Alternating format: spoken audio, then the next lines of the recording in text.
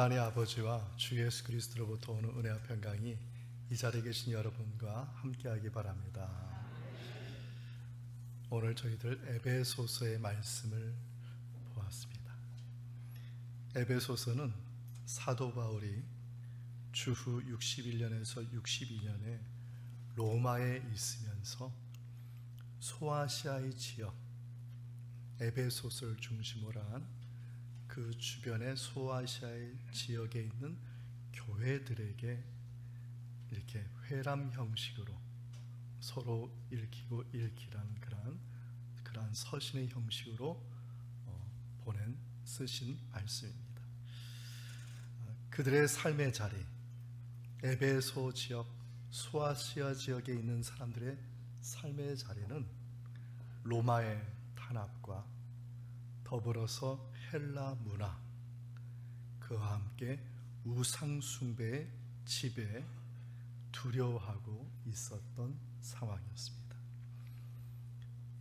그들에게 바울은 복음을 전하는데 특히 에베소서에서는 바로 그리스도의 우월성과 그리스도께서 어떻게 사셨는지의 그 중요성을 강조하면서 그곳에 있는 성도들을 위로하고 힘주시는 말씀이 에베소서의 말씀입니다. 이 말씀 중에서 핵심되는 말씀이 하나가 있는데 에베소서 4장 23절과 24절의 말씀입니다. 말씀을 함께 읽어보겠습니다. 오직 너희의 심령이 새롭게 되어 하나님을 따라 의와 진리의 거룩함으로 지으심을 받은 새 사람을 입으라. 아멘. 에베소서의 핵심적인 주제 구절이고 중심되는 말씀이 새 사람을 입으라는 말씀입니다. 우리 모두가 심령이 새롭게 되고 하나님을 따라 지음받은 새 사람의 삶을 살기를 바랍니다. 저는 오늘 본문을 통해서 하나님을 따라 지음받은 새 사람은 어떤 마음을 가지고 살고 어떻게 살아야 할지, 그리고 어떤 기준으로 우리는 새 사람을 입은 사람이 되었는지에 대해서 본문을 통해서 살펴보고자 합니다. 첫째로 새 사람은 어떤 사람이냐? 주님의 사랑으로 사는 사람이 새 사람이라는 말씀입니다. 본문의 2절의 말씀을 함께 읽겠습니다. 그리스도께서 너희를 사랑하신 것 같이 너희도 사랑 가운데서 행하라. 그는 우리를 위하여 자신을 버리사 향기로운 제물과 희생 제물로 하나님께 드리셨느니라. 아멘. 그리스도인의 사랑은 주님의 사랑을 전제하는 것입니다. 나의 사랑이 아니라 주님의 사랑이 전제가 되고 그 주님의 사랑이 내 안에서 충만할 때 나로 하여금 주님의 사랑이 흘러나와서 그 사랑으로 실천하는 것이 바로 사랑으로 사는 삶인 것입니다. 중요한 것은 사도 바울도 본문에서 그 당시의 성도들의 마음의 상태를 중요하게 여기는 것입니다. 행위, 공로 이것이 아니라 너희들의 마음에 이 사랑이 충만하기를 원한다는 것이죠. 왜 그렇습니까? 하나님은 사람의 외모를 보시는 분이 아니고 우리의 마음을 보시는 분이시기 때문인 줄 믿습니다. 사무엘상 16장 7절의 말씀을 함께 읽겠습니다. 여호와께서 사무엘에게 이르시되 그의 용모와 키를 보지 말라. 내가 이미 그를 버렸노라. 내가 보는 것은 사람과 같지 아니하니 사람은 외모를 보거니와 나 여호와는 중심을 보느니라 하시더라. 아멘. 이 말씀은 하나님께서 첫 번째 이스라엘 왕 사울을 버리실 때 하신 말씀입니다. 그래서 다음으로 왕을 세울 자를 사무엘을 통해서 찾게 하셨는데 베들레헴에 있는 이새에게 바로 사무엘을 보내서 차게의 왕을 지명하게 하였습니다. 베들레헴에 사는 이새는 사무엘의 방문에 눈치를 좀 챈 것 같아요. 그래서 이 사람은 자신의 아들들 엘리압, 아비나답, 삼마를 깨끗하게 정결하게 씻기고 가장 좋은 옷을 입혀서 사무엘 앞에 보이게 했습니다. 사무엘이 보니 정말 왕이 될 제목들이었습니다. 그가 이 사람을 왕으로 세우겠다 마음을 먹으니 하나님께서 아니라는 것입니다. 나는 외모를 보지 않고 마음의 중심을 본다는 것입니다. 그래서 이새에게 묻죠. 더 아들이 없느냐? 아들이 하나 있어요. 밖에서 형들 대신에 양을 돌보는 아들이 있는데 다윗입니다. 다윗은 머리가 헝클어진 상태, 목동이죠. 양을 치고 왔기 때문에 양가죽을 온몸에 두르고, 당시의 양치기는 엄청 냄새가 났거든요. 아마 그가 방 안에 들어오거나 집 안에 들어왔을 때 온통 냄새가 진동했을 것입니다. 마치 어느 집의 종과 같은 모습이 다윗의 모습이었습니다. 하나님은 그를 택하셨습니다. 하나님은 다윗의 마음의 중심을 보시고 다윗을 두 번째 왕으로 삼으신 것입니다. 이와 같이 하나님이 바울 당시에 소아시에 흩어져 있는 성도들에게 보시기 원하시는 것이 무엇이냐? 너희들의 삶이 아니라는 겁니다. 하나님이 보시기를 원하시는 것은 그 성도들의 마음의 중심을 보시기를 원하셨던 것입니다. 당시 헬라 사계 사회에서는 사람을 판단할 때 쓰는 용어가 있는데 헤게모니콘이라는 용어입니다. 헤게모니콘이라는 말은 무슨 뜻이냐면 그 사람의 마음을 지배하고 그 사람의 마음을 감시하고 그 사람의 마음을 누르고 있는 것이 무엇이냐는 것입니다.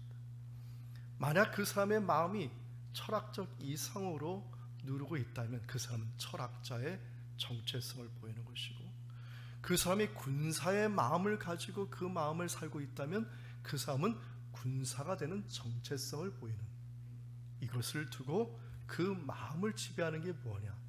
헤게모니콘이라고 말합니다. 성경에도 마음의 중심에 대해서 강조하는 말씀이 있죠. 잠언서 4장 23절 말씀입니다. 우리 말씀 함께 읽겠습니다. 모든 지킬 만한 것 중에 더욱 내 마음을 지키라. 생명의 근원이 이에서 나느니라. 아멘. 사람의 정체성은 외모에 있지 않습니다. 성경도 그렇고 고전에서도 마찬가지로 얘기하는 것은 사람의 마음이 그 사람의 정체성을 말해주고 있는 것입니다. 하나님은 하나님의 마음에 합한 자를 찾으심을 기억하시기 바랍니다. 그래서 우리는 어떠한 마음을 가지고 살아야 되느냐? 예수님을 마음에 모시고 사는 삶. 예수님을 내 마음 밖에 두는 삶이 아니라 예수님을 내 마음에 모시고 사는 삶. 지금 하나님이 찾는 사람은 저는 이러한 사람이라고 저는 생각합니다.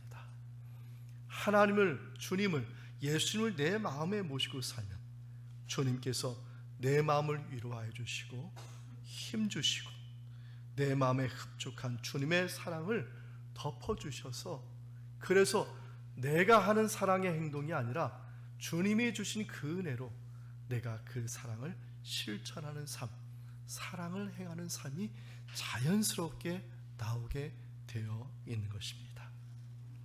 저와 여러분은요, 그저 하나님이 사용하시는 도구요, 종일 뿐입니다. 주님이 하시는 일에 도구가 되시고 주님이 하시는 일에 종이 되어서, 그래서 주님의 은혜와 사랑이 저와 여러분뿐만 아니라 저와 여러분의 가정에도, 저와 여러분의 삶의 자리에도 그 은혜와 사랑이 충만하기를 주님의 이름으로 축원드립니다.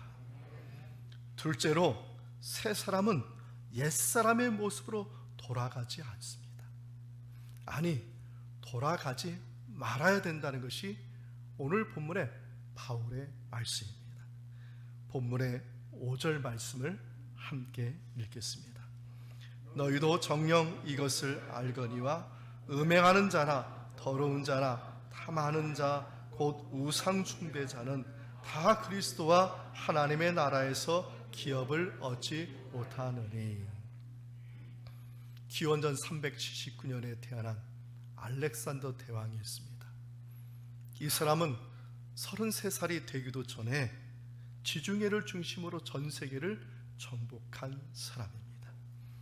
이 사람이 정복하는 곳마다 무엇을 퍼뜨렸냐면 헬라의 문화를 퍼뜨렸는데, 헬라의 문화의 기본이 되는 것이 뭐냐면 그리스의 신화입니다. 그래서 그가 정복하는 곳마다 무엇이 세워졌냐?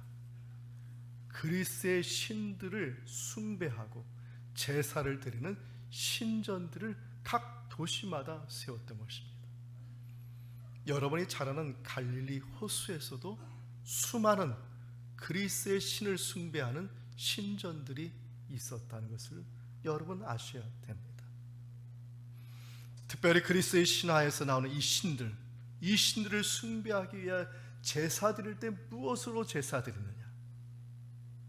음행과 온갖 더러운 것과 성과 관련된 탐욕적인 것으로 제사를 드렸다는 것입니다. 이것을 몰래 하는 것이 아니라 공식적으로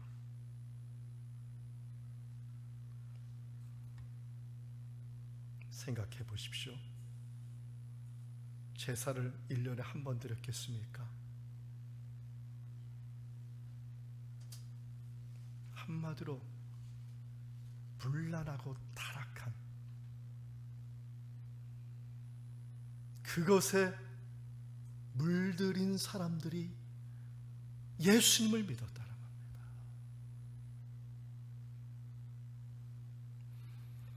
그 문화 속에 물들었던 이방인들이 예수를 믿어 새 사람으로 그리스도인이 되었지만, 그럼에도 불구하고 여전히 옛습관, 그 신전에서 타락함으로 탐욕으로 제사드린 그 행태를 그대로 버리지 못하고 교회에서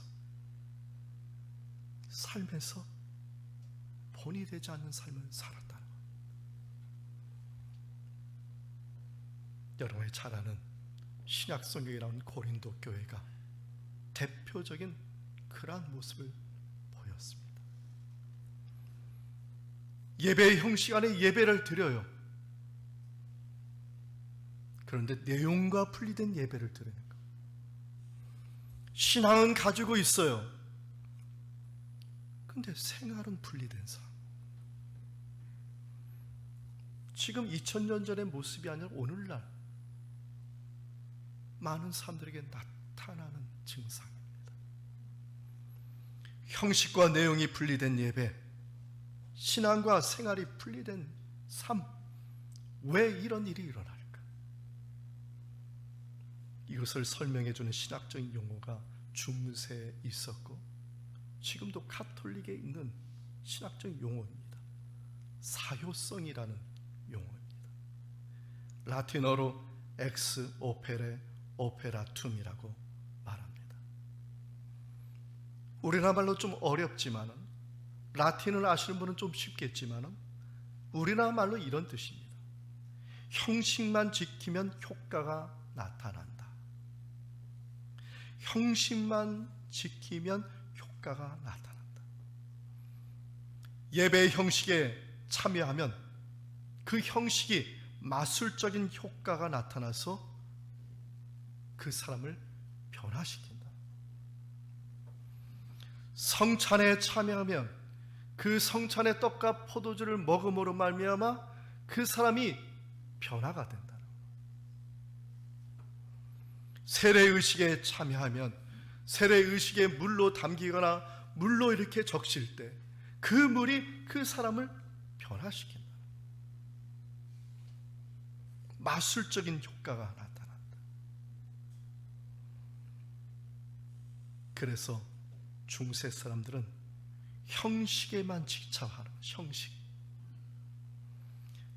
결과적으로 어떻게 됐습니까? 예배의 본질, 성찬의 본질, 세례의 본질을 변질시키고 공로주의가 형식, 그 형식에 내가 몸을 가지고 거기에 참여하는 공로주의, 그 형식에 내가 함께하는 그 공로주의 그 형식이 부각이 되어서 어떻게 됐습니까? 우상 숭배 신념에 빠져들어서 암흑의 시대를 맞이하게 된 것입니다. 예를 들어서 만약에 우상 숭배자가 이 자리에 참여했습니다. 그 사람이 예배를 드렸고 성찬을 드렸고 세례를 받았습니다. 그러면 그 사람이 그리스도인입니까? 그 사람이 그리스도에 변화됐습니까? 지금 이 말씀입니다. 형식이 그 사람을 변화시킬 거라고. 형식에 연연한 신앙이 우상 숭배 신념과 뭐가 다를 바가 있습니까?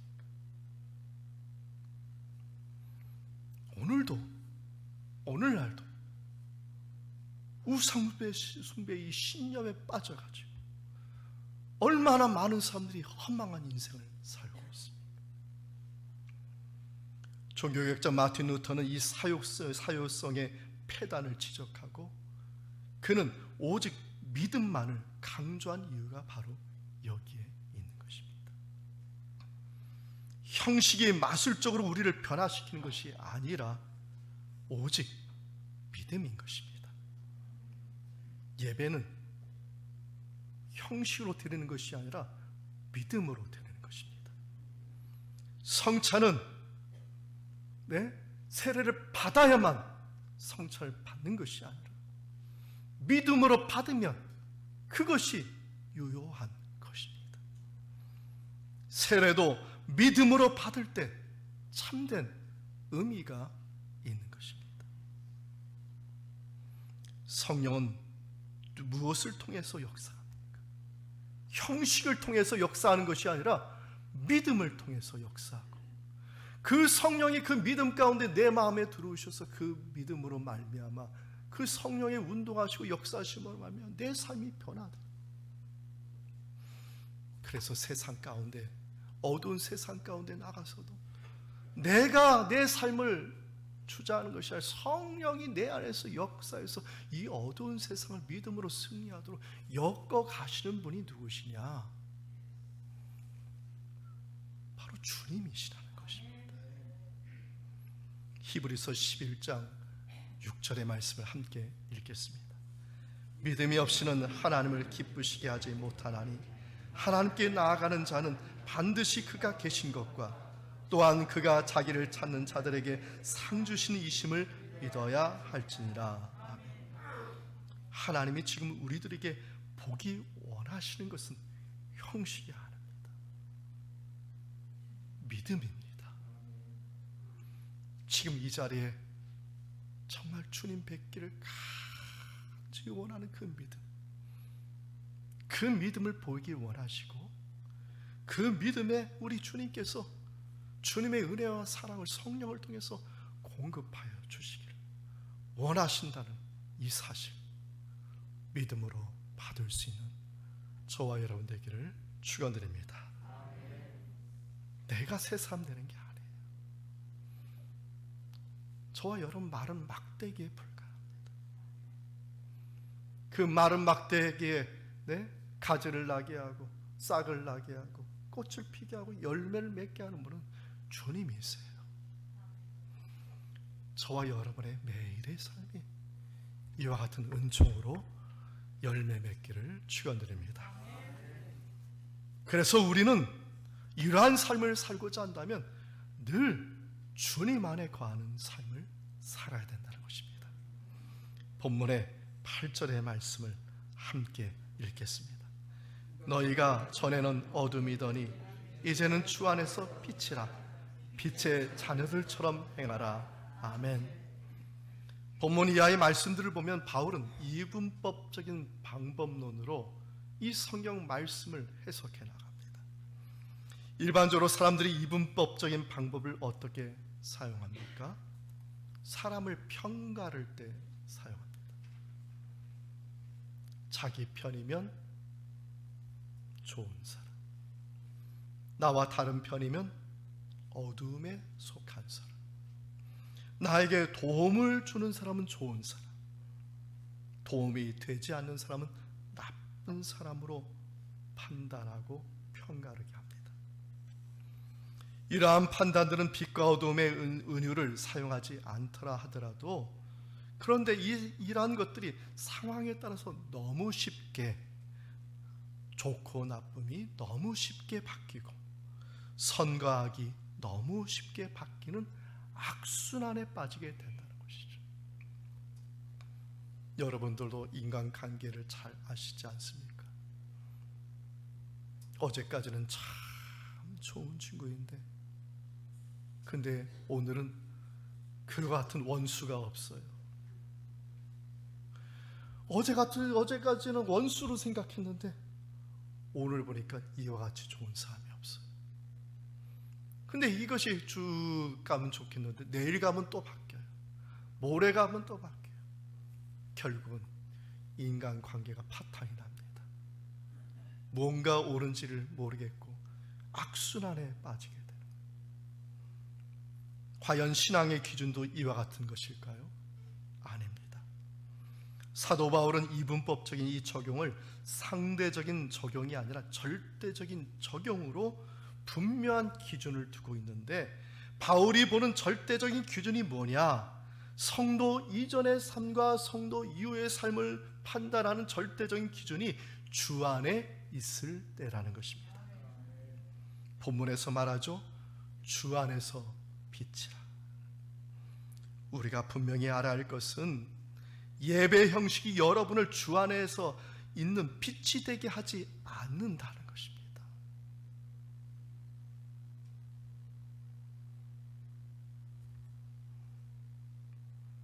신앙의 형식 안에 있다고 해서 그것이 여러분을 마치 빛의 자녀가 되게 하지 않는다는 것입니다.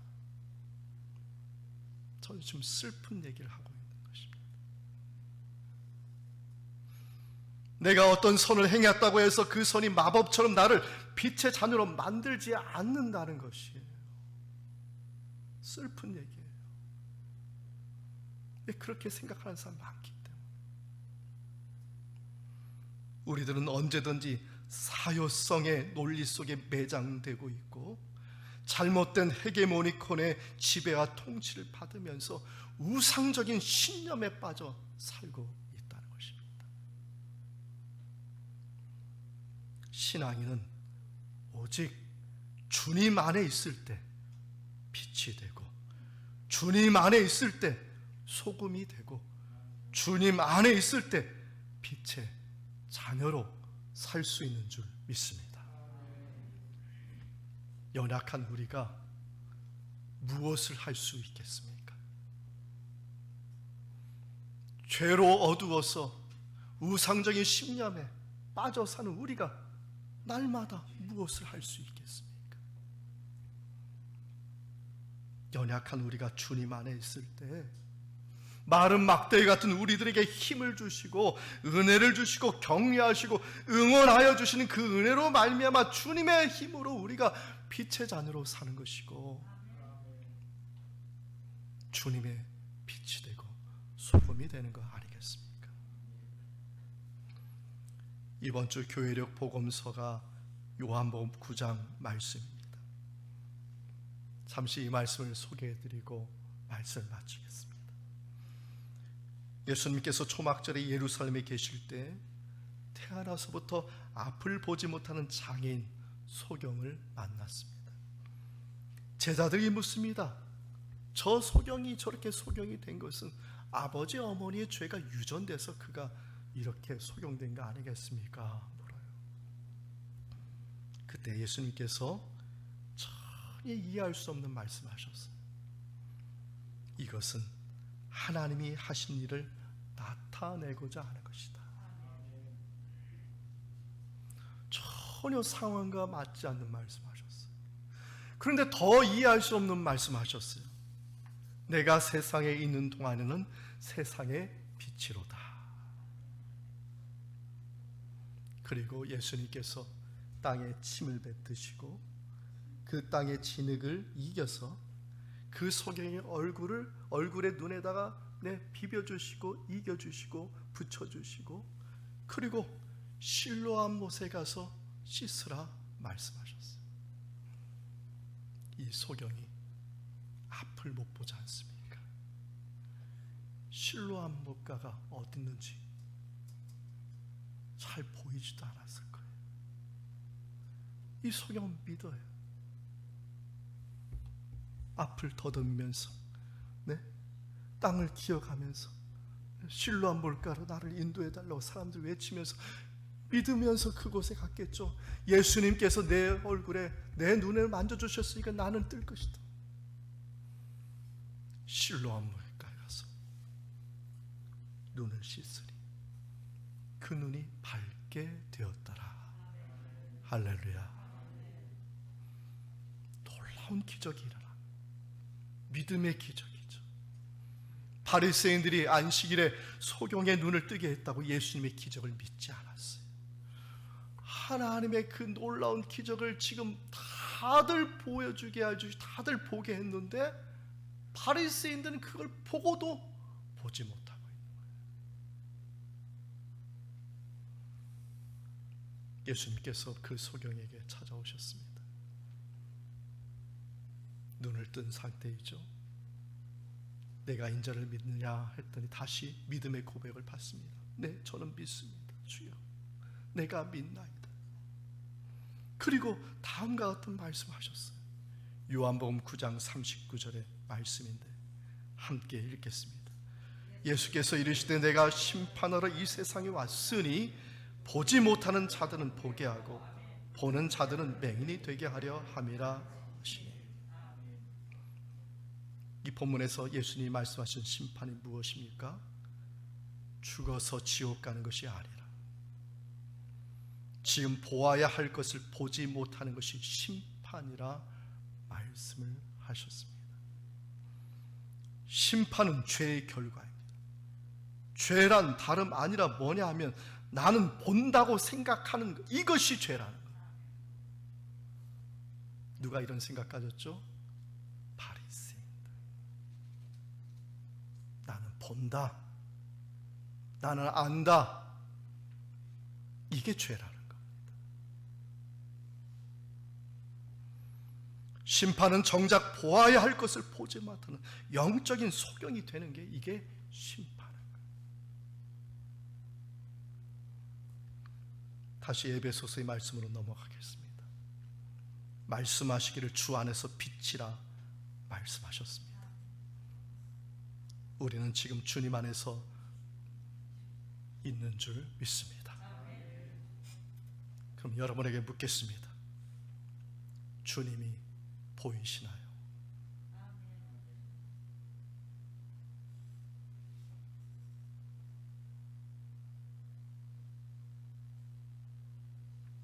주님이 보이시나요?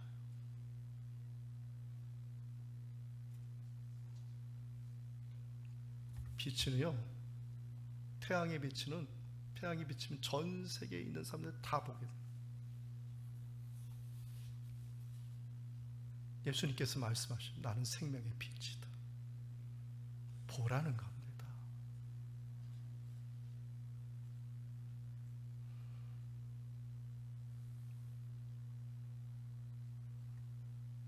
주님 안에 서 있다는 것은 마치 소경이 주님의 만져주심으로 주님을 보는 자가 되었다는 겁니다. 우리는 늘 예배 시간에 이 자리에 올 때 어떻게 오느냐? 영적인 소경으로 오는 거예요. 우리 예배 가운데 부활하신 주님이 이 자리에 임재하시고 그 부활하신 예수님께서 내 마음에 임재하시고 그리고 내 안에 있는 영적인 소경을 정말 두 손으로 만져주심으로 말미암아 그래서 실로암 물가에서 눈을 뜬 그 소경같이 우리는 다시 주님을 보게 되는 것, 이것이 매일같이 주님이 만져주셔야 소경에 그 눈이 뜨게 된 것, 우리의 눈이 떠야지는 것, 이것이 우리의 실존의 모습이고 우리의 모습이라는 것입니다.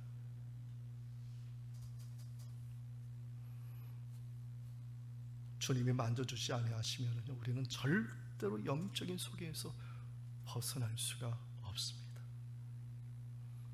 그럼에도 불구하고 보아야 할 것은 보지 못하고 내가 본다고 말한 교만이 우리들의 마음을 늘 어렵게 만들고 있습니다.